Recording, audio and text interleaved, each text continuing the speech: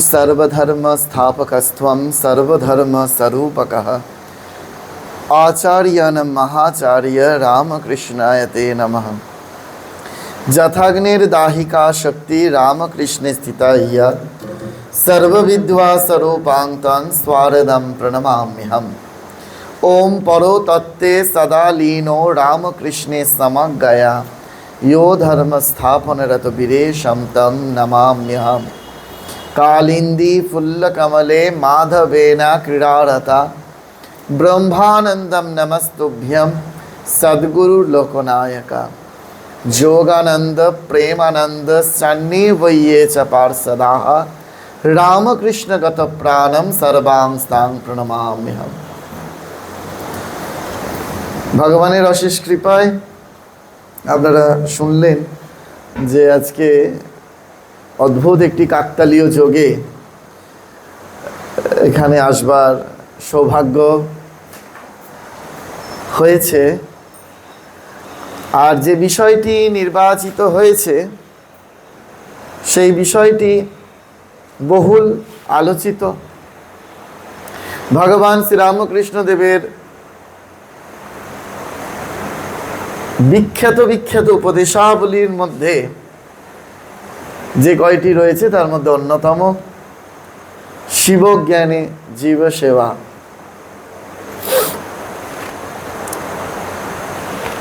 স্বামী বিবেকানন্দ যদিও বলেছেন আমি পূজা শব্দটার মধ্যে দিয়েই এর যথার্থ ভাব প্রকাশ করতে পারি। পূজা প্রেম, জীবে পূজা জীবে প্রেম।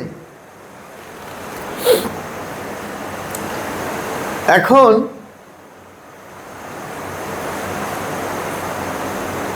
একটু এই শরীরের বুদ্ধিমত্তা দিয়ে আমরা একটু আলোচনা প্রসঙ্গে প্রবেশ করব, কারণ এটি শোনবার পর থেকে ভাবছিলাম যে এটি তো বহু জায়গায় বহুভাবে আলোচিত হয়।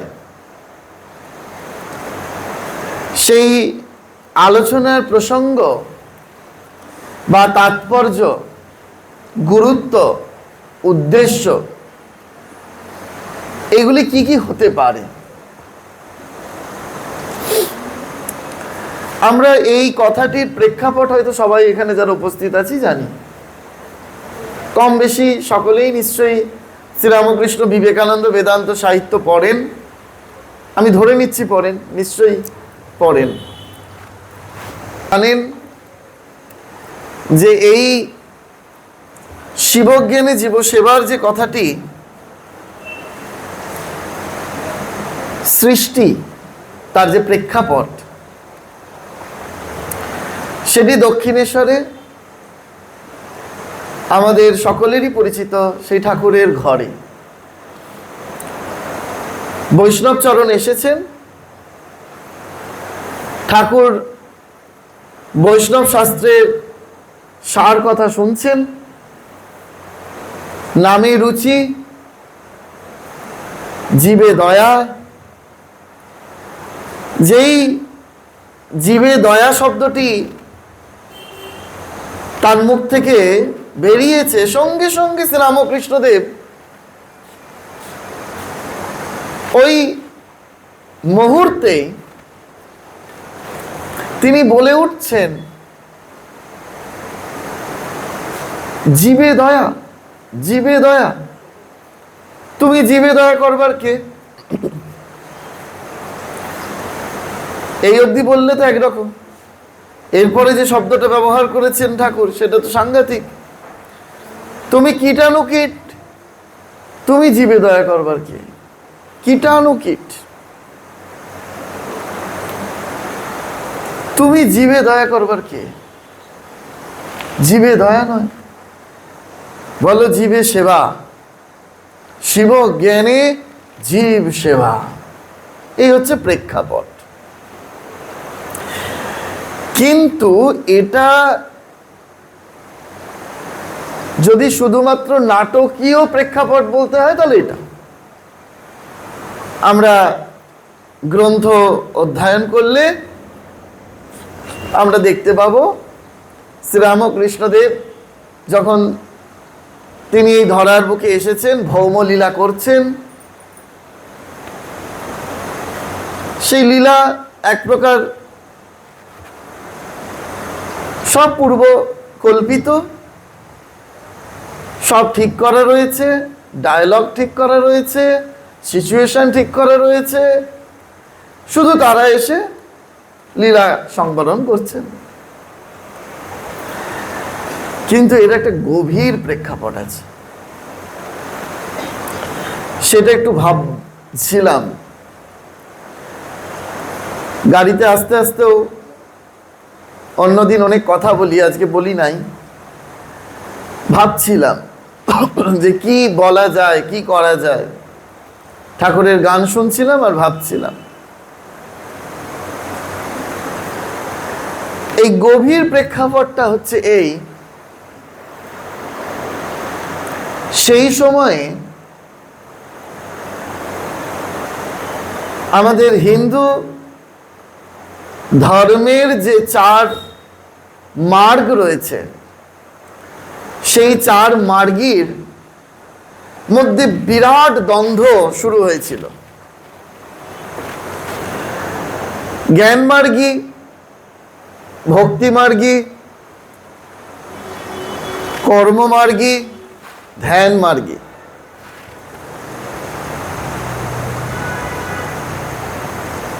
জ্ঞান মার্গী যারা, তারা ভাবছেন যে বর্তমান যুগ জ্ঞান এবং প্রযুক্তিতে এগিয়ে যাচ্ছে, তাহলে জ্ঞানের পথ, জ্ঞানের মার্গ, এটি আমার অবলম্বন করা উচিত। কিন্তু অধিকাংশ ক্ষেত্রে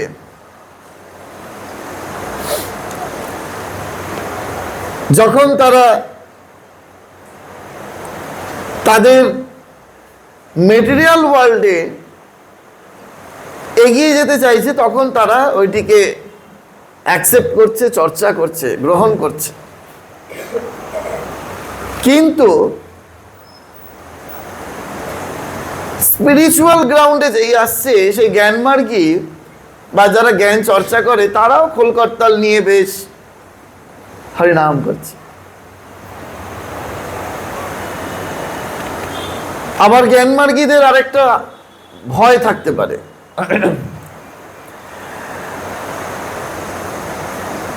সে বুঝে গেল যে আমি সেই সচ্চিদানন্দ ব্রহ্ম, আর বাদবাকি এই ভক্তি মার্গ, কর্ম মার্গ, ধ্যান মার্গ, এগুলো কিছু নেই। তো অহংকার বেড়ে যায় জ্ঞান মার্গীতে। এই আরেকটি সমস্যা। আলোচনাটা মনে হচ্ছে একটু কঠিন হয়ে যাচ্ছে মুখ চোখগুলো দেখে, কিন্তু শুনলে বুঝতে পারবেন। আরেক দল কর্মী মার্গ যারা, তারা ঈশ্বর বিশ্বাস করছে না। তারা মনে করছে যে কেবলমাত্র মানুষের কল্যাণ, মানুষের সেবা করলেই ওইটাই একমাত্র জীবনের উদ্দেশ্য। নিজের মুক্তি, এটা চরম স্বার্থপরতা।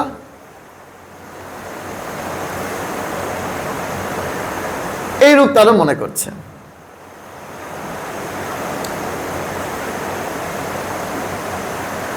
ভক্তি মার্গী তারা খুব করে হরিনাম করছে, নাচছেন, গাইছেন, কিন্তু পাশের ব্যক্তিটাকে হসপিটালে নিয়ে যাওয়ার প্রয়োজন বোধ করছেন না।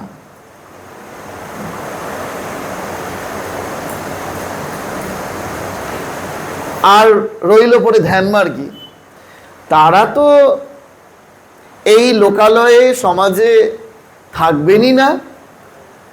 তাদের যে পন্থা, সেগুলিকে অবলম্বন করবার জন্য একাকী থাকা অত্যন্ত প্রয়োজন। এবং ঠিক ঠিক ধ্যান মার্গী, তাদের যে নিয়ম নিষ্ঠা কঠোরতা, সেগুলি ওই পরিবেশ সেই রূপ না হলে সম্ভব নয়।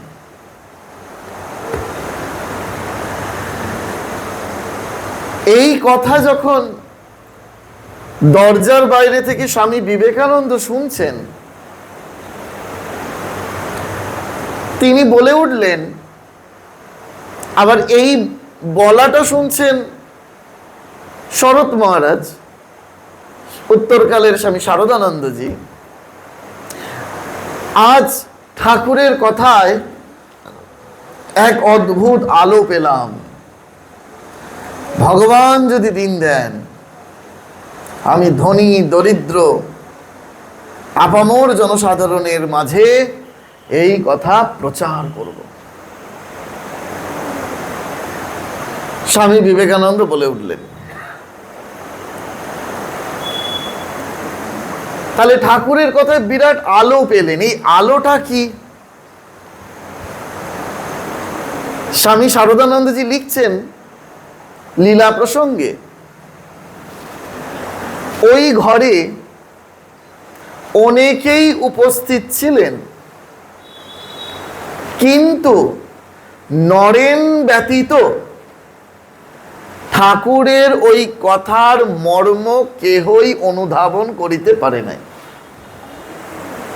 ওই ঘরে অনেকেই ছিলেন, কিন্তু নরেন ব্যতীত, স্বামী বিবেকানন্দ ব্যতীত, ঠাকুরের এই শিবজ্ঞানে জীব সেবার যে মর্ম, যে গুরুত্ব, তাহা বলছে অন্য কেউ অনুধাবন করতেই পারে না। তাহলে এই যে নরেন্দ্রনাথ অনুধাবন করছেন, সেই আলোটা অনুভব করছেন, যা জগতে প্রচার করবেন বলছেন যদি ভগবান দিন দেন, সেই আলোটা কি?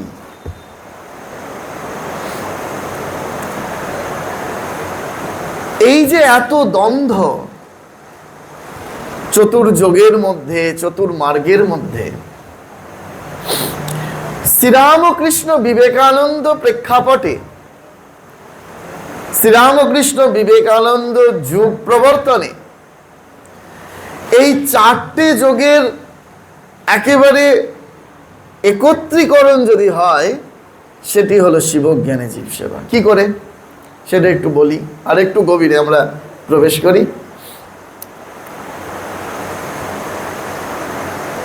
শিবজ্ঞান, এখানে তো জ্ঞান কথাটা রয়েছে। যারা জ্ঞানী তারা মনে করেন, জ্ঞানী এখানে বলতে ধরে নিতে হবে, ধরে না, একেবারে আমাদের শাস্ত্র বলছে ব্রহ্মজ্ঞান যার হয়েছে, জ্ঞানী, ঈশ্বরকে যে জেনেছে, সে কেন শিবজ্ঞানে জীব সেবা করবে? তারা এরূপ বলবে যে আমি নিজে ব্রহ্ম, আর জগতে যারা যাদের সেবা করার কথা বলা হচ্ছে তারা ব্রহ্ম। ব্রহ্ম আবার ব্রহ্মকে সেবা করবে কেন? কি প্রয়োজন? খুব সহজ ভাষায় বললে এরূপ, আচ্ছা ধরে নিলাম কেউ ব্রহ্মজ্ঞান লাভ করেছে, ব্রহ্মজ্ঞান লাভ করার পরেও তো শরীর ধারণ অনেকেই করে। এরকম দৃষ্টান্ত তো নিশ্চয়ই আপনারা গ্রন্থে পড়েছেন। হ্যাঁ, আমাদের খুব কাছের জন, তিনি হচ্ছেন স্বয়ং তোতাপুরী, ব্রহ্মজ্ঞানী পুরুষ। তাহলে ব্রহ্মজ্ঞান লাভ হয়েছে, ব্রহ্মজ্ঞান লাভ হওয়ার পরেও শরীরের কষ্টের ঊর্ধ্বে উঠতে পারছেন না, পেটের যন্ত্রণায় সমাধিতে পৌঁছাতে পারছেন না। কি করে পেটের যন্ত্রণা দূরীভূত হয় সর্বদা তার চিন্তায় মগ্ন হয়ে যাচ্ছেন, সমাধি হচ্ছে না। তাহলে ব্রহ্মজ্ঞানীর শরীর অসুস্থ হচ্ছে, শরীর অসুস্থ হলে তার সেবা নিতে হচ্ছে বা সেবা নিজেই নিজেকে করতে হচ্ছে, হয়তো ওষুধ খেতে হচ্ছে। আচ্ছা, ওষুধ নয় নাই খেলেন, অন্তত শরীরে ভোগ করতে হচ্ছে। তাহলে ব্রহ্মজ্ঞানী হওয়ার পরেও যদি শরীরের কষ্ট স্বীকার করতে হয়, তাহলে সে তো সে জগৎময় ব্রহ্ম দেখবে। তাহলে এই শরীরের যদি শরীরের যন্ত্রণা স্বীকার হয়, তাহলে সব শরীরগুলো রয়েছে। এই শরীরের যদি সেবা নিতে হয়, তাহলে সব শরীরের সেবা করবে না কেন? এই জন্য স্বামী বিবেকানন্দ যে দৃষ্টিভঙ্গিটা আমাদেরকে তুলে ধরলেন, বিবেকানন্দ বললেন যে সন্ন্যাসীর অপরের দুঃখে হৃদয় গলে না, সে সন্ন্যাসী নয়। কি কিছু হয়েছে? কিছু হয়েছে? ও না, কোথায় উঠে?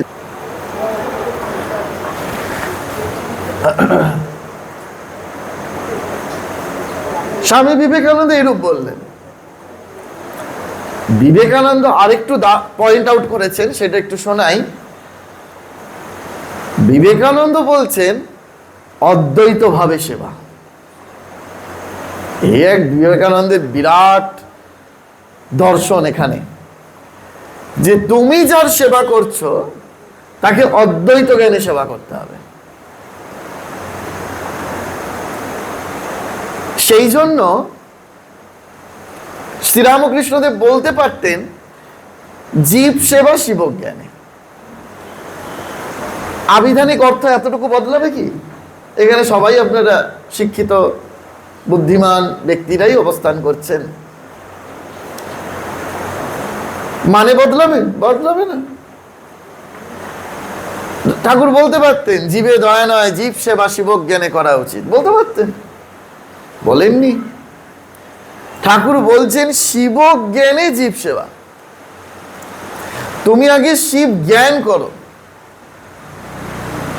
হ্যাঁ, আমরা কি করি বলুন তো? আমরা প্রথমেই ধরে নিই শিব জ্ঞানে জীব সেবা মানেই আমাকে রিলিফ করতে বেরোতে হবে, লোকের কাছে ডোনেশন তুলতে হবে, এতগুলো কম্বল জোগাড় করতে হবে, এতগুলো মশারি জোগাড় করতে হবে, এতগুলো খাতা জোগাড় করতে হবে। আচ্ছা, তারপরে স্লিপ দিতে হবে, তারপরে লাইনে দাঁড়াবে। লাইনে দাঁড়ালো, এই তুমি লাইনটা কেন এরকম করে বিয়ে করলে? তাকে আবার ধমকও দিয়ে দিলাম। শিব এসছে লাইনে দাঁড়িয়ে কম্বল নিতে, সেই শিবকে আমরা ধমক দিয়ে দিলাম। কিন্তু এদিকে আমরা শিব জ্ঞানে জীব সেবা করছি।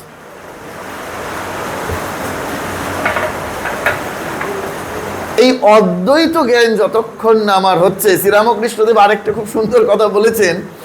বলছেন অদ্বৈত জ্ঞান আঁচলে বেঁধে তুমি যা ইচ্ছা তাই করো। তা এক ব্রহ্মচারী মহারাজ, মঠের গল্প, পুরনো সব সাধুদের গল্প তো এগুলো। এক ব্রহ্মচারী মহারাজ প্রাচীন এক সাধুকে গিয়ে বলছেন যে মহারাজ, আমি ঠাকুরের কথা একেবারে অক্ষরে অক্ষরে শুনি। তা বলছে তুমি কি শোনো? ঠাকুর বলেছে যা ইচ্ছা তাই করো, আমি সারাদিন যা ইচ্ছা তাই করি। তখন মহারাজ বলছে, আরে ঠাকুর যা ইচ্ছা তাই করো, তার আগে আরেকটা কথা বলেছে, কি? অদ্বৈত জ্ঞান আঁচলে বেঁধে। আমরা ওটাকেই রেজার দিয়ে মুছে দিই, আর তারপরেরটা আমরা খুব মেনে চলি, ঠাকুরের যা ইচ্ছা তাই করো। এই অদ্বৈত ভাবে যখন মায়াবতীতে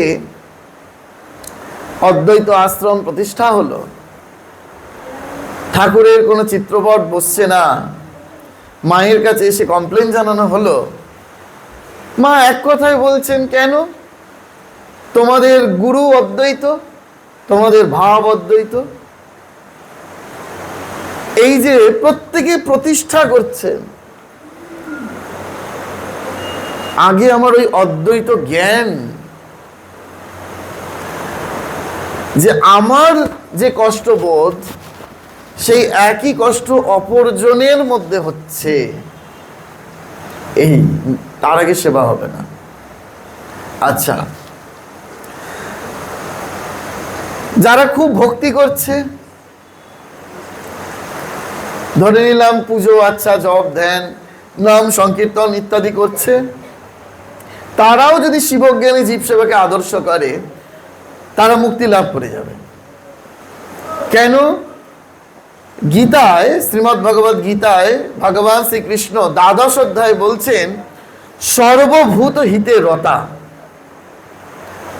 কোনো জ্ঞান দেওয়া নয় যে এইটা করলে এরকম হবে, ওটা করলে এরকম হবে, এটা করো এটা করো না, একদম বলছেন সর্বভূত হিতে রতা।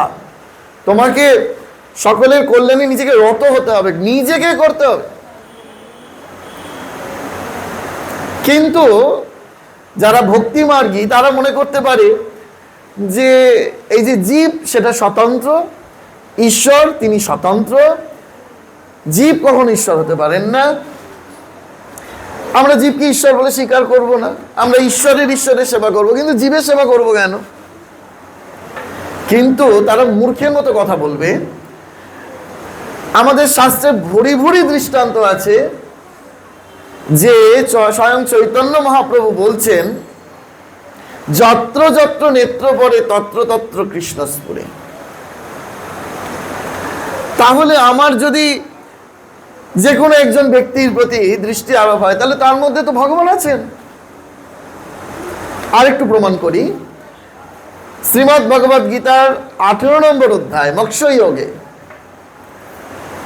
স্বয়ং ভগবান শ্রীকৃষ্ণ বলছেন ঈশ্বর সর্বভূতানাং হৃদ্দেশে অর্জুন তিষ্ঠতি ভ্রময়ন সর্বভূতানি যন্ত্ররূঢ়ানি মায়ায়া।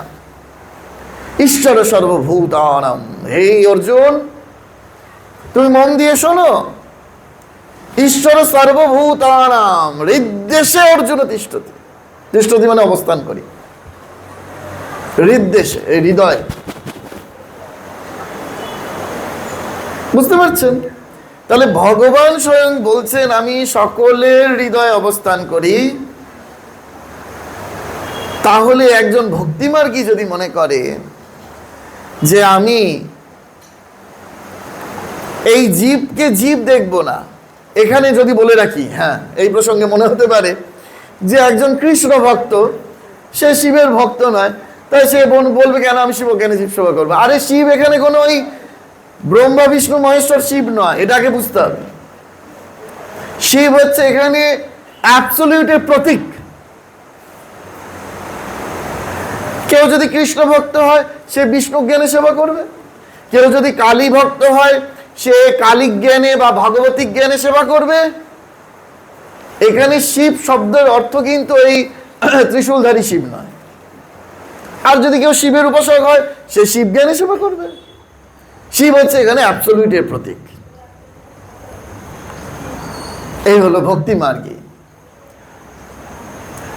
কর্মী মার্গী যারা কেবলমাত্র মনে করছে যে নিষ্কাম কর্মের মধ্যে দিয়ে আমার মুক্তি সাধন হবে, তারা যদি কোনো কিছুর প্রত্যাশা না করে এই মানুষের সেবা করতে পারে, ওই গভীর রাত্রে গঙ্গা থেকে আর্তনাদ উঠেছে বাঁচাও বাঁচাও বাঁচাও, স্বামী বিবেকানন্দ দোতলার ঘরে রয়েছে বেলুড় মঠে, স্বামী বিবেকানন্দ উচ্চস্বরে বলে উঠলেন এই মুহূর্তে নিজের প্রাণের মায়া ত্যাগ করে গঙ্গায় ঝাঁপ দিয়ে যে তাকে বাঁচাতে পারবে সে এক্ষুনি মুক্তি লাভ করে যাবে। এ তো বেলুড় মঠের ঘটনা। যারা শুধুমাত্র কর্মটাকে মনে করছে মুক্তির একমাত্র পন্থা। স্বামী বিবেকানন্দ আরো বলেছেন, আপনারা যদি স্বামীজির পদপ্রান্তে পড়েন, অবজজানন্দজির লেখা খুব প্রাচীন গ্রন্থ এগুলি, সেইখানে স্বামীজি তার ডাইরেক্ট ডিসাইপলদের বলছেন, চারুচন্দ্র উত্তরকালের নামটা সন্ন্যাস নাম ভুলে যাচ্ছি, সেই তাকে বলছেন 3 দিন যদি কেউ নিঃস্বার্থভাবে কাশী সেবাশ্রমে সেবা দেয় তার মুক্তি করতলগত। 3 দিন। এই যে কাশীতে আপনারা যান না, বেনারসে, সেখানে রামকৃষ্ণ মিশনের সেবাশ্রম আছে। সেই সেবাশ্রমের ইতিহাস ওই অবজজানন্দজির লেখা গ্রন্থে পাবেন। এই যে এত সুন্দর উদ্বোধন পত্রিকা পড়েন আপনারা, সেই উদ্বোধন পত্রিকায় এই আশ্রমের যিনি প্রতিষ্ঠাতা স্বামী শুদ্ধানন্দজি, ওই অবজজানন্দজির প্রথম যার কথা লিখেছেন স্বামীজির ডাইরেক্ট ডিসাইপলের মধ্যে হচ্ছে সেই স্বামী শুদ্ধানন্দজি, সুধীর মহারাজ। তো সেই উদ্বোধন পত্রিকা, 4 জন ইয়ং ছেলে, আপনারা জানেন বোধহয় নিশ্চয়ই এগুলো, তারা তাদের বৈঠকখানার ঘরে লাইব্রেরিতে সেই উদ্বোধন পত্রিকা, তখন তো এখনকার মতো উদ্বোধন পত্রিকা ভাবলে চলবে না, তখন উদ্বোধন পত্রিকা সাপ্তাহিক ছিল, পরে পাক্ষিক হয়, তারপরে এখন মাসিক। লিফলেটের আকারে স্বামীজির কবিতা বেরোতো। 4 বন্ধু মিলে, চারুচন্দ্র, সেই লিফলেট পেয়েছে, কি কবিতা, সখার প্রতি কবিতা বেরিয়েছে। একবার খালি পড়েছে, বহুরূপে সম্মুখে তোমার, ছাড়ি কোথাও খুঁজিছ ঈশ্বর। হ্যাঁ, তার আগের 2টো লাইন বেশি করে জীবন ইম্প্যাক্ট পড়েছিল। ব্রহ্ম হতে কি পরমাণু সর্বভূতে সেই প্রেমময়, মন প্রাণ শরীর অর্পণ করো এসকে সবার পায়, জীবে প্রেম করে যেই জন সেই জন সেবিছে ঈশ্বর। এইটি পড়া মাত্রই একেবারে ছুটতে ছুটতে তাদের যে বন্ধুদের আড্ডাখানা, সন্ধেবেলা হলেই, তবে আড্ডাখানা মানে আমাদের মতো ভাবলে চলবে না, পজিটিভ আড্ডাখানা, এ হওয়া খুব প্রয়োজন। এ কমিউনিস্ট পার্টির ওই আড্ডাখানা নয়, কংক্রিট একটা আলোচনা হবে, বিবেকানন্দ নিয়ে আলোচনা হবে, এইরকম আড্ডাখানার প্রয়োজন। এক একজন এক একটা বিষয় পড়ে আসবে, নিয়ে আলোচনা করবে বিবেকানন্দ নিয়ে। সেই আড্ডাখানায় গিয়ে বলছেন, দেখো দেখো দেখো তোমরা কি করছো, আমরা কি করছি, স্বামী বিবেকানন্দ কি লিখছেন, আমাদের জন্য কি বলছেন, বলে ওইখানে সকল বন্ধুদের মাঝখানে পাঠ করা হলো স্বামীজির এই লেখা। যেই মুহূর্তে পাঠ হলো, সব ভেতরে তো একেবারে জ্বলন্ত আগুন, শুধু ধুনো দেওয়ার অপেক্ষা বা কর্পূর দেওয়ার অপেক্ষা। সঙ্গে সঙ্গে ওই দিনে শপথ নিল যে আমাদের জীবনের লক্ষ্যই হবে অপরের কল্যাণ, অপরের মুখ সেবা করা। বেরিয়ে পড়লেন, শুনলে অবাক হবেন, তার পরের দিন থেকেই বেরিয়ে পড়লেন ওই কাশী বিশ্বনাথের মন্দিরের সামনে যত ভিক্ষুক, রোগী, আর্ত রাস্তায় পড়ে রয়েছে, কুষ্ঠ রোগী, তাদেরকে ওই তারা 4 জন যুবক তুলে নিয়ে এসে সেবা করছে। আমি সেই জন্য সবাইকে বলি, ওই অবজেজানন্দজির বই পড়বেন স্বামীজির পদপ্রান্তে, অবাক হয়ে যাবেন আমরা কি সেবা করি, আর তারা সেবার দৃষ্টান্ত কি দিয়ে গেছেন শুধু বিবেকানন্দের ওই কথা পড়বার পরে। তো সেই কর্মী যারা রয়েছে, তারা যদি মনে করে যে আমরা নিষ্কামভাবে এইরকম মানুষের সেবা করব, তাহলে তার দ্বারাই তাদের চিত্তশুদ্ধি হবে এবং সেই শুদ্ধ চিত্তে ভগবানের স্মরণে তারা মুক্তি লাভ করবে। পরম পূজ্যপাদ ভূতেশানন্দজি মহারাজের কাছে এক মহারাজ গিয়ে বলছেন যে মহারাজ এইমাত্র রিলিফ থেকে ফিরলাম। তা মহারাজ বললেন, তুমি কি দিলে? তখন যে মহারাজ গেছেন রিলিফ থেকে, সবে মাত্র মহারাজের সামনে দাঁড়িয়েছেন, বলছেন মহারাজ এতগুলো বিছানা চাদর দিয়েছি, এতগুলো মশারি দিয়েছি, এতগুলো কম্বল দিয়েছি। মহারাজ আবার জিজ্ঞেস করলেন, তুমি কি দিলে? আবার তিনি ভাবলেন মহারাজ বয়স হয়েছে, কানে শুনতে পাচ্ছেন না, আবার সংখ্যা ধরে ধরে আইটেমগুলো বললেন। মহারাজ 2বারের পর আবার 3বারের বার জিজ্ঞেস করলেন। যেই জিজ্ঞেস করেছেন তখন নিশ্চয়ই তিনি বুঝতে পেরেছেন মহারাজ এর মধ্যে কিছু গভীর ভাব যোজনা করতে চাইছেন। তখন সেই রিলিফ থেকে ফেরা সন্ন্যাসী মহারাজের কাছে নতজানু হয়ে বসে বললেন, মহারাজ আমি বুঝতে পেরেছি নিশ্চয়ই আপনি আমার কোনো দিক দর্শন করিয়ে দিতে চাইছেন, মহারাজ আপনি বলুন। ভূতেশানন্দজির সেই আদো আদো কণ্ঠস্বরে বলতে শুরু করলেন, তুমি যেইগুলি বললে সেইগুলো কি তুমি দিলে? ওইগুলো তোমাকে কেউ দিয়েছে, এক হাত থেকে আর এক হাতে তুমি শুধু পৌঁছে দিলে। তুমি তাহলে কি করলে, কি দিতে পারো? তুমি ওই কম্বল মশারি শাড়ির সঙ্গে একটু শ্রদ্ধা, একটু ভক্তি, একটু প্রেম, একটু ভালোবাসা, এইগুলো যদি তুমি মিশিয়ে দিতে পারো, ওইটি জানবে তোমার দেওয়া হলো। না হলে ওটা তো এক জায়গা থেকে, এক হাত থেকে আর এক হাতে তুমি দিলে। এই যে ধরিয়ে দেওয়া, এই কর্মী মার্গী যারা রয়েছে তারাও পর্যন্ত, একেবারে নিষ্কাম কর্মী যারা রয়েছে, এরকম বহু ঘটনা আছে। আপনারা উদ্বোধন পত্রিকা যদি ধারাবাহিকভাবে পড়েন, এই বছর 2-3 আগে কাশীর বোন বাবার কথা একেবারে ধারাবাহিকভাবে বেরোচ্ছিল উদ্বোধন পত্রিকায়। বনবিহারী মহারাজ, তিনি কাশী বিশ্বনাথে ওই কাশী সেবাশ্রমে বহু বছর রইলেন, সেবা করলেন। তিনি ডাক্তার নন, কিন্তু তিনি খুব ভালো ড্রেসিং করতে পারতেন। শুনেছেন ওনার কথা? ওখানে তো পেশেন্ট বলা হয় না, পেশেন্ট বললে রেগে যাবেন সাধুরা। একদিন বলে ফেলেছিলেন, ওই যারা শুরু করেছিলেন, যেমন কঙ্খলে হসপিটাল শুরু করেছিলেন নিশ্চলানন্দজি, অচলানন্দজি, এরকম ওই সব স্বামীজির চালা এরা। একদিন বলে ফেললেন যে হসপিটালে এই এতজন পেশেন্ট রয়েছে। সঙ্গে সঙ্গে মহারাজ শুধরে দিলেন, পেশেন্ট পেশেন্ট বলো, রোগী নারায়ণ রয়েছে।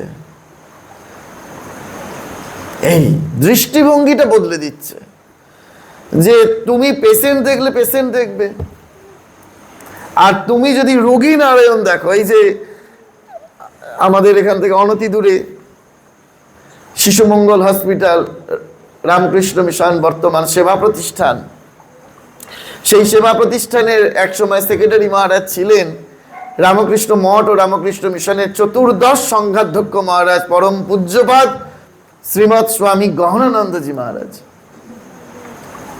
আর ঠিক ওই সেশনেই সেবা প্রতিষ্ঠানের অ্যাসিস্ট্যান্ট সেক্রেটারি মহারাজ ছিলেন পরম পূজ্যপাদ স্বামী প্রভানন্দজি মহারাজ।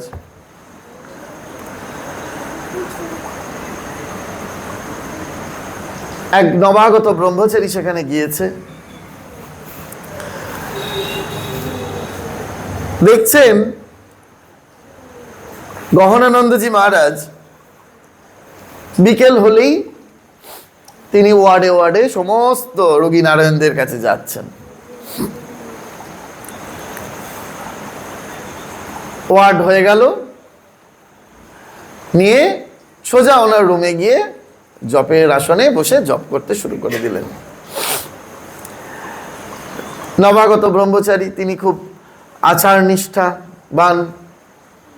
একদিন থাকতে না পেরে মহারাজকে বললেন, মহারাজ, এই যে আপনি এত রোগীদের ঘর থেকে ঘুরে আসছেন, ঘুরে এসেই দেখি যে জপমালা নিয়ে আপনি বসে পড়ছেন, আপনি স্নান করেন না? মহারাজ গম্ভীর হয়ে উত্তর দিলেন, তুমি কি মন্দিরে ঢোকবার সময় স্নান করো, না মন্দির থেকে বেরোনোর পরে স্নান করো? বুঝিয়ে দিলেন যে তুমি কি মন্দিরে ঢোকবার আগে স্নান করো, না মন্দির থেকে বেরোনোর পরে স্নান করো। দেখুন, আমাদের দৃষ্টিভঙ্গি কত পার্থক্য ঘটিয়ে দেন এনারা। এইরূপ যদি নিঃস্বার্থ সেবা হয়, তাহলে মুক্তি লাভ হয়ে যাবে। আর রইল পরে ধ্যান মার্গী। ধ্যান আমরা কেন করি? না আমাদের মনটাকে সংযত করবার জন্য। চঞ্চল অবস্থায় তো কোনো কাজই হয় না। চঞ্চল অবস্থায় সেবা করতে গেলেও তখন ওটা সেবা হবে না, কাজ হয়ে যাবে। কি কাজ করতে হবে, তখন আর সেবা ভাবটাই চলে যাবে। চঞ্চল অবস্থায় সেবা করতে গেলে কি হবে? এই মঠ মিশনে যখন আমরা মহারাজদের ঘরে ঘরে সেবা করছি, একজন ভলেন্টিয়ার সে গেছে প্রথম, মহারাজের চা খাওয়া হয়েছে, চায়ের কাপ আর ডিশটা ধুয়ে রাখতে যাবে, যেখানে বাসন থাকে, রাখতে গিয়ে হাত থেকে পড়লো, ভেঙে গেল। মহারাজের সেবক মহারাজ বললেন, প্রথম দিন হলো সেটা ভুল, দ্বিতীয় দিন হলে সেটা অভ্যাস, আর রেগুলার হতে থাকলে সেটা সংস্কার। তাকে ওই জায়গা থেকে সরিয়ে দিতে হয়। প্রথম দিন যদি হয় হাত থেকে পড়ে গেল, সেটা ভুল, ঠিক আছে, চলো তাকে মাফ করে দেওয়া যাবে। দ্বিতীয় দিন যদি সে একই ভুল করে, তাহলে সেটা অভ্যাস, তার এই পরিবর্তন হওয়া খুব কঠিন আছে। আর যদি এটা রিপিটেডলি হতে থাকে, সেটা সংস্কার, ওর কোনোদিন হবে না, চেঞ্জ হবে না। কেন? চঞ্চল মস্তিষ্ক। এই সেবা করতে গেলে যেটা সবার প্রথম প্রয়োজন, সেটা হচ্ছে ধীর স্থির হতে হবে। এই ধীর স্থির যতক্ষণ না হচ্ছে, ততক্ষণ সেবা করা যাবে না। এই রামকৃষ্ণ মিশন সেবা প্রতিষ্ঠানে একবার আগুন লেগে যায় একটি ওয়ার্ডে, মহারাজেরই সময়। সবাই ছুটেছেন গহনানন্দজি মহারাজের ঘরে। মহারাজ আগুন লেগে গেছে, মহারাজ আগুন লেগে গেছে, মহারাজ আগুন লেগে গেছে। তখন তার ওইসব মোবাইল টোবাইল ছিল না, তখন ওই কোনো রকমের ল্যান্ডলাইন। মহারাজ খুব ধীরভাবে উত্তর দিলেন, সেবা প্রতিষ্ঠানের ল্যান্ডলাইনটা কি অকেজো হয়ে গেছে? আমার ঘরে যে এই যে দৌড়ে তোমরা খবর দিতে এসেছো, তার আগে তোমাদের দমকলে খবর দেওয়া অনেক বেশি গুরুত্ব ছিল। মহারাজ খুব ধীরভাবে উত্তর দিলেন, সেবা প্রতিষ্ঠানের ল্যান্ডলাইনটা কি খারাপ হয়ে গেছে? দেখুন, এতটুকু তিনি বাকি সাধুদের মতো বিব্রত হচ্ছেন না, বিচলিত হচ্ছেন না, কিচ্ছু হচ্ছে না। বিপদকালে বিচলিত হলে আরো বেশি বিপদ বেড়ে যাবে। এই বিপদকালে বা সেবা করতে গেলে সবার আগে প্রয়োজন ধীর স্থির। আর এই ধীর স্থির হওয়াটাই হচ্ছে ধ্যান মার্গীর একমাত্র লক্ষণ, অচঞ্চল অবস্থা। এই শ্রীরামকৃষ্ণ বিবেকানন্দ এসে যেটি করলেন, এই আধুনিক যুগ, এই বর্তমান যুগ, সেটি একমাত্র যুগ ধর্ম যদি কিছু থেকে থাকে, সেটা একমাত্র শিবজ্ঞানে জীব সেবা। কেন বলবেন? তাহলে অন্যান্য মার্গগুলো কি সব মলিন হয়ে গেছে? না, মলিন হয়নি। কিন্তু এই বর্তমান যুগে যদি মুক্তি লাভ করতে হয়, আমাদের প্রত্যেকেই আমরা মুক্তির অভিলাষী, আমরা সবাই ঈশ্বরকে পেতে চাই। এমন কেউ নেই যে ঈশ্বরকে পেতে চায় না, মুক্তি পেতে চায় না। এখন বলবেন যে সবাই মুক্তি পেতে চায়।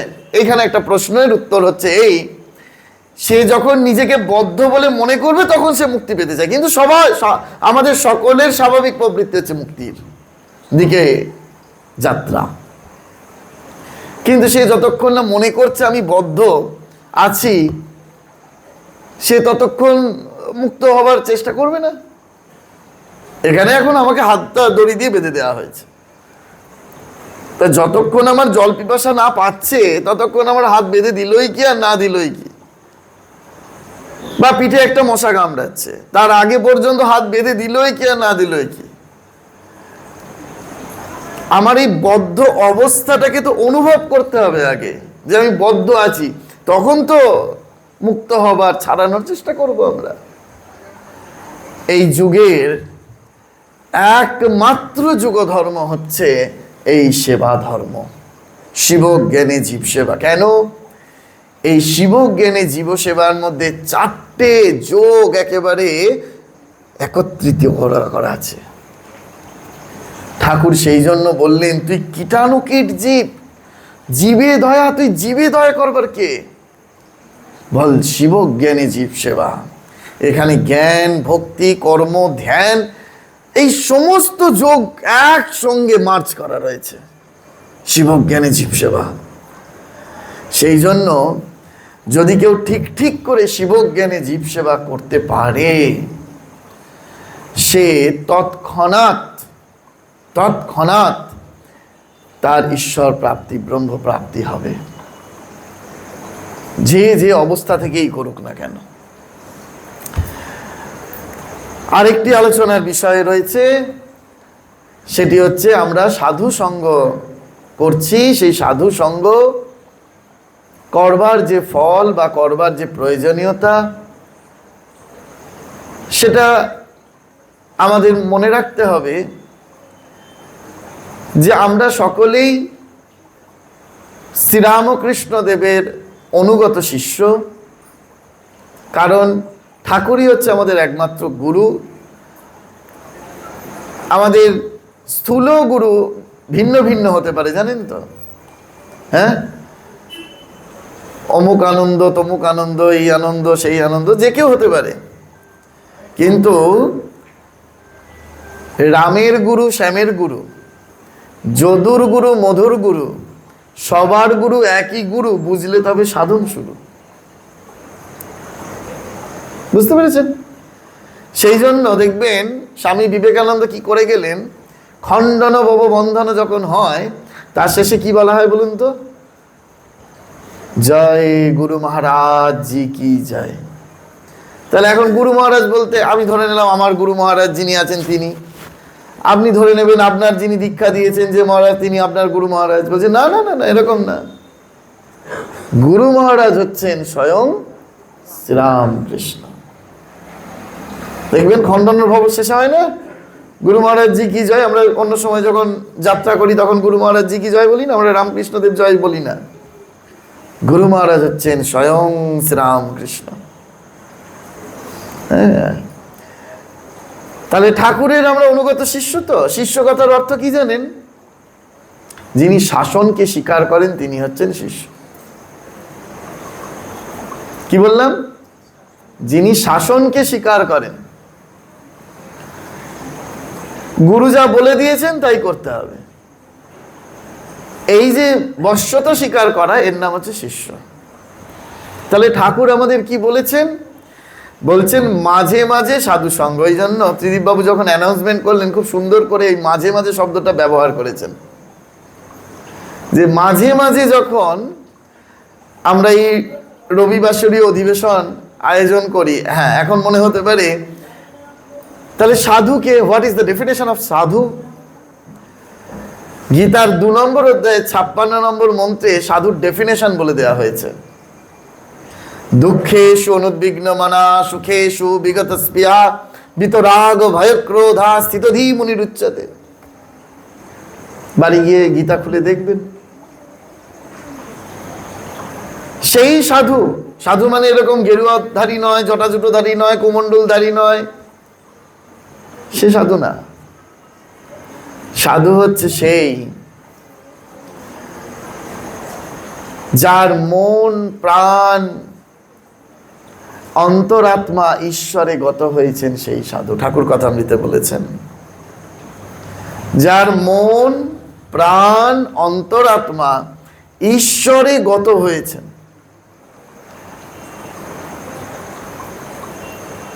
নরেন্দ্রনাথ ঠাকুরের কাছে এসে জিজ্ঞেস করছেন,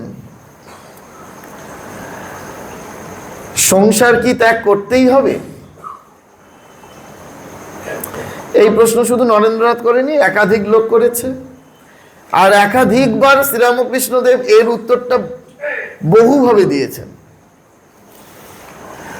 ঠাকুর প্রথম উত্তর দিলেন তা কেন, বলে ছেড়ে দিলেন, ব্যাস, আর কিছু নেই কথামৃতে, তা কেন।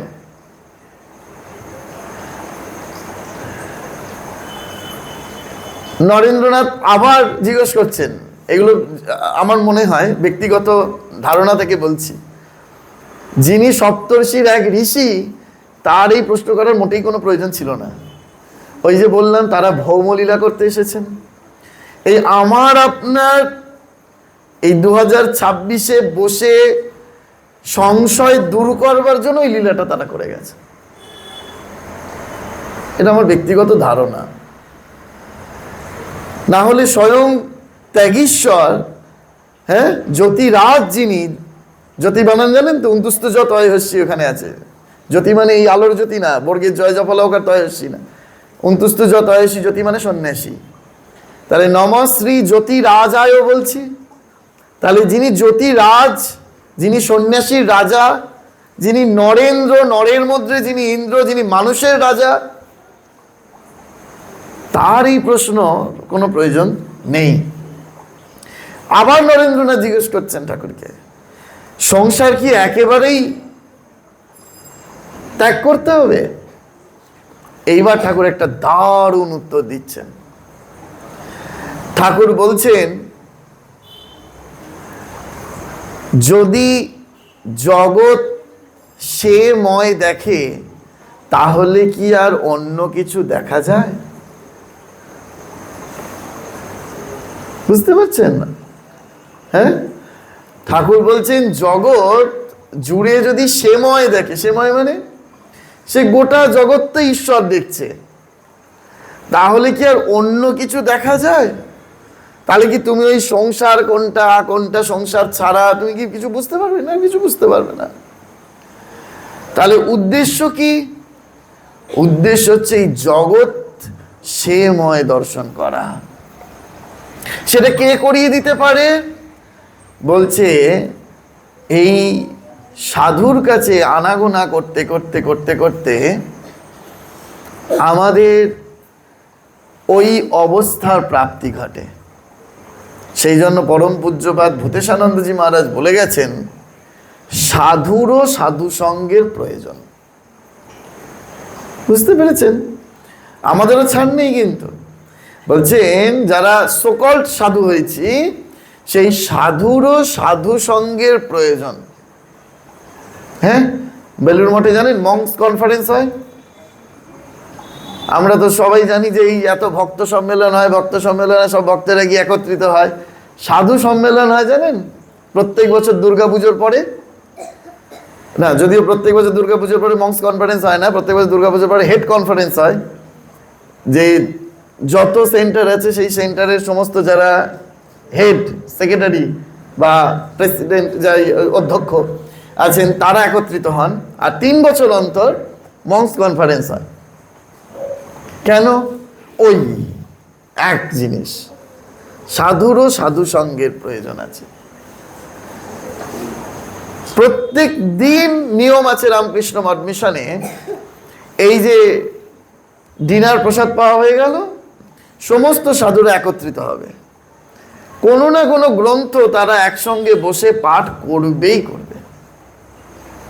সব সেন্টারে সকালবেলা চ্যান্টিং এর নিয়ম হয় না, মিশন সেন্টারগুলোতে সম্ভব হয় না, মঠ সেন্টারগুলোতে কিছু কিছু হয়। আপনারা যখন কামারপুকুর, জয়রামবাটি যাবেন দেখবেন সকালবেলা গীতা চ্যান্টিং হচ্ছে, ভোরবেলা মঙ্গল আরতির পরে, এরকম মঠ সেন্টারগুলোতে হয়।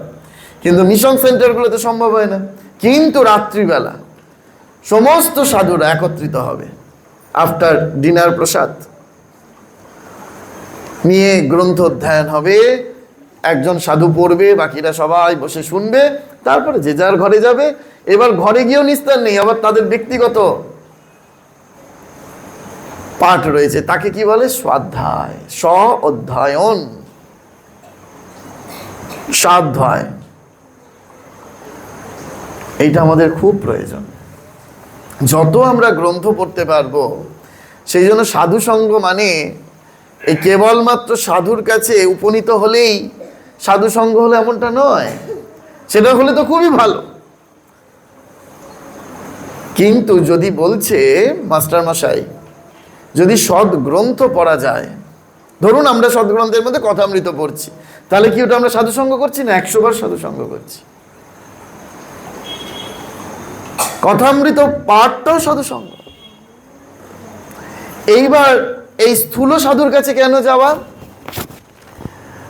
না, ঠাকুর বলছেন সাধু সে যেমন ঘর দোর সংসার আদি ত্যাগ করে ঈশ্বরের জন্য নিজেকে একেবারে অর্পণ করে দিয়েছেন, সেই তার কাছে গেলে তিনি দেখিয়ে দেন আমাদের জীবনে কিরূপভাবে চলতে হয়, কেমন করে কথা বলতে হয়, কেমন করে ঠাকুরকে ভালোবাসতে হয়, তিনি ঠিক ঠিক করে শিখিয়ে দেন। একটা গল্প বলি। এক রাজার রাজ্যে আর কি একজন খুব বড় সাধু ছিলেন। তা দেখছেন রাজা তার রাজসভায় রাজাকে যত না লোকে সম্মান করতে আসে, সাধুর কাছে বেশি লোক গিয়ে প্রণাম করছে। রাজার অহংকার লেগেছে যে আমি এই দেশের রাজা, আমাকে কোথায় খাতির করবে, আমাকে কোথায় প্রণাম করবে, আমাকে কোথায় সম্মান করে চলবে। তা নয়, ওই কপরদক্ষিণ কিচ্ছু নেই, চালচুলো নাই, কিছু নাই, ওই সাধুকে গিয়ে সবাই তার পায়ে মাথা ঠুকছে। তখন কি করা হলো, রাজা আদেশ করলেন যে ও যে তালপাতার ঘরে থাকে সেই তালপাতার ঘরটা পুড়িয়ে দাও। রাজার আদেশ, তার সেপাহীরা গিয়ে সেই তালপাতার ঘর পুড়িয়ে দেওয়া হলো। কিন্তু এমত অবস্থায় সেই সাধু তখন নদীতে গিয়েছে জল আনতে, শৌচে গেছে। ভগবানের অশেষ কৃপায় সে বেঁচে গেল। দেখছে তার কিছুদিন বাদে সেই পরিবর্তন কিছু নেই, সেই তখন একটা তালপাতার ঘরে থাকতো, এবং গাছতলায় থাকে। তো যেমনকার মানুষ সবাই ওইখানেই যাচ্ছে, সাধুর কাছেই যাচ্ছে। তখন রাজা একটা নোটিশ জারি করলো, যে সাধুর মাথা শিরচ্ছেদ করে আনতে পারবে তাকে 1 লাখ টাকা দেওয়া হবে। তৎকালীন সময় 1 লাখ টাকা ভাবুন। তো সাধু ভাবছে, আর এমন কি যে আমাকে হত্যা করবে? আমি তো শরীরও নই, মন নই, বুদ্ধি নই, তাই না? আছে না, শঙ্করাচার্য বলছেন না, ওম মনো বুদ্ধ অহংকার চিত্তানি নাহং ন চ শ্রোত্র জিহ্বে ন চ ঘ্রাণ নেত্রে ন চ ভৌম ভূমির ন তেজ ন বায়ু চিদানন্দ রূপ শিবোহম শিবোহম। আমি মন নই, বুদ্ধি নই, অহংকার নই, চিত্ত নই, আমি হাত নই, পা নই, কান নই, জীব নই, আমি আকাশ নই, বাতাস নই, ক্ষিতি নই, তেজ নই, আমি শিব, আমি শিব। এই তো সাধুর অবস্থা। তা সে দেখছে যে আমাকে মারলে আমার কিছু এসে যাবে না, কিন্তু এই যে আমার শিরচ্ছেদ করবে তার জন্য যে তার পাপ হবে, আমি কি করে তার সেই পাপের রাস্তা করে দিই তাকে। সেই জন্য সে কি করলো, সাধু ওই রাজ্য ছেড়ে আরো গভীর জঙ্গলের মধ্যে চলে গেল, গভীর জঙ্গলে চলে গেল। 1 বছর বাদে সবাই খবর পেয়ে গেল সেই সাধু গভীর জঙ্গলে চলে গেছে। আর রাজাও দেখলো, বেশ বাবা, বিদায় হয়েছে, ভালো হয়েছে। 1 বছর বাদে ওই গ্রামেরই এক দরিদ্র ব্যক্তির, সে তার কন্যার বিবাহ দিতে অসমর্থ হয়ে গেছে। সে তখন খুঁজতে খুঁজতে খুঁজতে খুঁজতে গভীর অরণ্যের মধ্যে খুঁজছে। আর ওই 1 বছরে সেই সাধু বাবার না খেতে পেয়ে, না ওরকম একাকী থেকে আরো একেবারে অন্যরূপ শরীর হয়ে গিয়েছে। সেই ব্যক্তিকে গিয়েই চিনতে পারিনি যে সেই সাধুই আমাদের গ্রামের সাধু। তো সেই ব্যক্তি গিয়ে বলছেন যে আপনি জানেন যে এখানে আমাদের ওই অমুক গ্রামের সাধু এই জঙ্গলের মধ্যেই প্রবেশ করেছে, আমরা জানি জঙ্গলে তিনি চলে এসেছেন, তিনি কোথায় আছে বলতে পারেন? তা তিনি তখন বলছেন, তোমার কি দরকার তাকে? বলছে যে দেখুন, আমার একটি বিপদে পড়ে আপনার ওই সেই সাধুর কাছে এসেছি। কি বিপদ? না, আমি আমার মেয়েকে বিবাহ দিতে অসমর্থ হয়ে পড়েছি, আমি বিবাহ দিতে পারছি না। তখন সেই সাধুই বলছে আর কি, বলছে যে তোমার মেয়ের বিয়ে দিতে অসমর্থ হয়ে পড়েছো, তা তুমি কপরদক্ষিণ সন্ন্যাসীর কাছে, সাধুর কাছে গিয়ে কি করবে? যাও রাজার কাছে যাও, সে তোমাকে কিছু দিতে পারবে। বলছে যে না, আমরা প্রত্যেক গ্রামবাসী এটা বিশ্বাস করি যে সংসারে যদি কোনো বিপদে পড়ি, সে যে কোনো বিপদই হোক, তা যদি একমাত্র কেউ উদ্ধার করতে পারে সে হচ্ছে একমাত্র সাধু। রাজা ওই ক্ষণিকের উদ্ধার করবে, তারপরে সেই উদ্ধারে কিছু লাভ হবে না।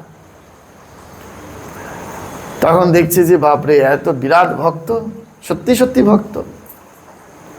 তখন সেই সাধু বলছে, আচ্ছা তোমাদের ওই 1 বছর আগে নোটিশ জারি হয়েছিল, রাজা বলেছিল যে সাধুর শিরচ্ছেদ করে নিয়ে আসবে, তাকে 1 লাখ টাকা দেবে রাজা, সেই নোটিশটা এখনো কি ফলবতী আছে? যে এই বলেছে, ও চিনতে পেরে গেছে, বুঝতে পেরে গেছে যে এই সাধু, ইনিই ছিলেন, নাহলে তো ওই কথা জানবেন কেমন করে। তখন তার একেবারে পায়ে লুটিয়ে পড়েছে যে আপনি আমাকে রক্ষা করুন, আমাকে। তখন তাকে তুললেন, তুলে বললেন, বলো সেই নোটিশটা কি এখনো জারি আছে? বলছে হ্যাঁ জারি আছে, চলো। বলে তাকে নিয়ে সেই সাধু রাজসভায় প্রবেশ করলেন। রাজার সম্মুখে দাঁড়িয়ে বললেন, রাজা, আপনি নোটিশ জারি করেছিলেন যে আমার শিরচ্ছেদ যে করে নিয়ে আসতে পারবে আপনি তাকে 1,00,000 টাকা উপহার স্বরূপ দেবেন। আপনার সেপাইকে ডাকুন, এর হাতে অস্ত্র তুলে দিতে বলুন, এর মেয়ের বিয়ে হচ্ছে না, ও আমার আপনার সম্মুখে আমার শিরচ্ছেদ করে দিক, আর আপনি ওই 1,00,000 টাকা এই গরিব মানুষটির হাতে তুলে দিন, যাতে তার মেয়েকে পাত্রস্থ করতে পারে। যেই এরূপ বলা, সঙ্গে সঙ্গে সেই কন্যাদায়গ্রস্ত পিতা, সে তো একেবারে অঝোর ধারায় 2 চোখ দিয়ে তার জল বেরোচ্ছে। আর এদিকে রাজার, সে তো বিদ্যা অর্জন করেছে, জ্ঞানী, যেই সাধুকে যখন দেখছেন যে সাধু এইরূপ হতে পারে, নিজেকে আত্মবিসর্জন দিয়ে অপরের কল্যাণ করতে পারে, রাজার মনের ভেতরটা তখন কোমল হয়ে গেল, পরিবর্তন হয়ে গেল। রাজা তখন বলছেন, আপনাকে আর ওই বনের মধ্যে প্রবেশ করতে হবে না, জঙ্গলের মধ্যে যেতে হবে না, আজকের থেকে সব মহিমায় আপনি এই রাজ্যে থাকুন, আমি আপনার জন্য সেই কুঠিয়ার ব্যবস্থা করে দিচ্ছি। সাধুর ক্ষমতা হচ্ছে এই। সাধু যদি হতে হয় এই রকম সর্বত্যাগী, নিজের প্রাণের মায়া পর্যন্ত। স্বামী বিবেকানন্দ বলেছেন, সন্ন্যাসীর জন্ম কিসের জন্য? প্রথমেই বলছেন, বিধবার অশ্রুমোচন করতে, ক্ষুধাতুরের মুখে অন্ন জোগাতে, আর্তের প্রাণে শান্তি প্রদান করতে সন্ন্যাসীর জন্ম। দেখবেন সবার স্বামীজি যে বই আছে, সব ছাত্রছাত্রীদের দেওয়া হয়, তার 5 নম্বর পৃষ্ঠায় স্বামীজি একদম পরিষ্কার বলছেন, যদিও এটা অন্য জায়গায় বলেছেন, ওটা সংকলিত বই, কিন্তু সেখানে আছে। সন্ন্যাসীর জন্ম কিসের জন্য? না, বলছেন যে প্রথমেই বিধবার অশ্রুমোচন, ক্ষুধাতুরের মুখে অন্ন যোগান, আর্তের প্রাণে শান্তি প্রদান, এর জন্য সন্ন্যাসীর জন্ম। সেই জন্য স্বামী বিবেকানন্দ আমাদের মুক্তির চাবিকাঠি দিয়ে গেলেন, আত্মান মোক্ষার্থম জগৎ হিতায় চ। ওই জগতের হিত মানে সর্বভূত হিতের রত। এই সর্বভূতে যদি আমরা সেবা করতে পারি ঠিকভাবে, ভগবতী জ্ঞানে, শিব জ্ঞানে, যার যার মনে হবে চেয়ে সেই জ্ঞানে যদি মন প্রাণ উজাড় করে যদি আমরা শিব জ্ঞানে জীব সেবা করতে পারি, সেটাই এই যুগের একমাত্র যুগ ধর্ম, এবং তার দ্বারাই মুক্তি লাভ। জেনে রাখুন, তার দ্বারাই ঈশ্বর প্রাপ্তি। আর এটি কার কাছে শেখা যায়? তার জন্য সাধুসঙ্গ। যেমন মহারাজ বললেন সাধুরও সাধুসঙ্গের প্রয়োজন। ওই যে মহারাজ যিনি রিলিফ করে গেলেন, সেই তিনি যখন ভূতেশানন্দজি মহারাজের কাছে গিয়ে দাঁড়ালেন, তিনি শিখলেন কেমন করে এই সেবাতে নিজেকে নিয়োগ করতে হয়।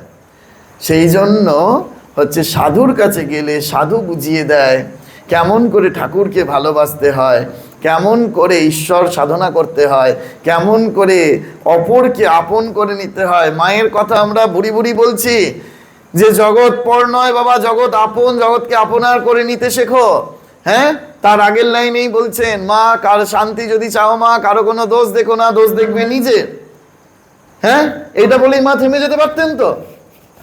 তারপরে এই লাইনটা কেন যোজনা করলেন যে জগৎ পর নয় বাবা, জগৎ আপনার, জগৎকে আপন করে নিতে শেখো? বলতে পারবেন কেউ কেন মা বললেন এই কথাটা?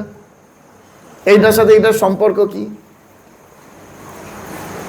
মা বললেন, প্রথম কি বললেন? যদি শান্তি চাও মা, তাহলে কারো কোনো দোষ দেখো না, দোষ দেখবে নিজের। এটা তো হয়ে গেলেই তো ব্যাস, এখানেই একটা সমাপ্তি। আমরা এতকাল জানতাম যে এইটাই বোধহয় মায়ের শেষ বাণী, এটাই বলা হয়, বহুল প্রচলিত। কিন্তু ইদানিং পরম পূজ্যপাদ স্বামী পূর্ণাত্মানন্দজি মহারাজ বলছেন যে না, এটা মায়ের শেষ বাণী না, আরেকটি কথা মা বলেছিলেন পরে। যাই হোক, তা এইটার পরে মা কেন বললেন? দেখুন, আমরা কার দোষ দেখি জানেন তো? যে আমাদের আপন, তার দোষ আমরা দেখতে পাই না। যাকে দেখিতে নারী তার চলন, সোজা কথা। তাহলে আমরা যাকে সহ্য করতে পারি না, যাকে দেখতে পারি না, তার আমরা দোষগুলো খুঁজে খুঁজে খুঁজে খুঁজে খুঁজে বার করি। আর যে আমার আপনজন, সে শতদোষ করলেও তাকে আমরা ওটা হতেই পারে। সেই জন্য দেখুন, জগৎকে আপন যদি করে নিতে হয়, এইটাই হচ্ছে শিবজ্ঞানী জীব সেবা। যে আমি সকলকে আপন করে নিতে পারছি, তো এই আপন করাটাই হচ্ছে শিবজ্ঞানী জীব সেবা। সকলে ভালো থাকবেন। অদ্ভুত সুন্দর একটি আলোচনা করবার যে আমার সুযোগ দিয়েছে আমার এই যেহেতু সেবা আমার কাছে খুব কাছের, খুব প্রাণের একটি জিনিস, তো সেই জন্য আমার এটা ভীষণ আনন্দ লাগলো আজকে এখানে এই সন্ধ্যাকালে এটা। আর এবং পূর্ণ একাদশী তিথিতে আমি প্রথমে ভেবেছিলাম আজকে একাদশী তিথি নিয়ে বলবো, তারপরে যখন ত্রিবাবুকে জিজ্ঞেস করলাম তখন বললেন যে এই টপিকে মহারাজ বললে ভালো হয়। তো আমি দেখলাম, বাহ, এটা তো আমার খুব পছন্দের সাবজেক্ট। যদি ভগবান নিশ্চয়ই আবার দিন দেবেন, এটা আমি মনে প্রাণে বিশ্বাস করি, তখন আবার একাদশী তিথি বা একাদশীর মাহাত্ম্য নিয়ে আমরা আলোচনা করব। সকলে ভালো থাকবেন। ওম শান্তি শান্তি শান্তি। হরি ওম তৎসৎ। শ্রীরামকৃষ্ণার্পণমস্তু। जय श्री गुरु महाराज जी की जय। जय महामाई की जय। जय स्वामी जी महाराज जी की जय। जय गंगा माई की जय।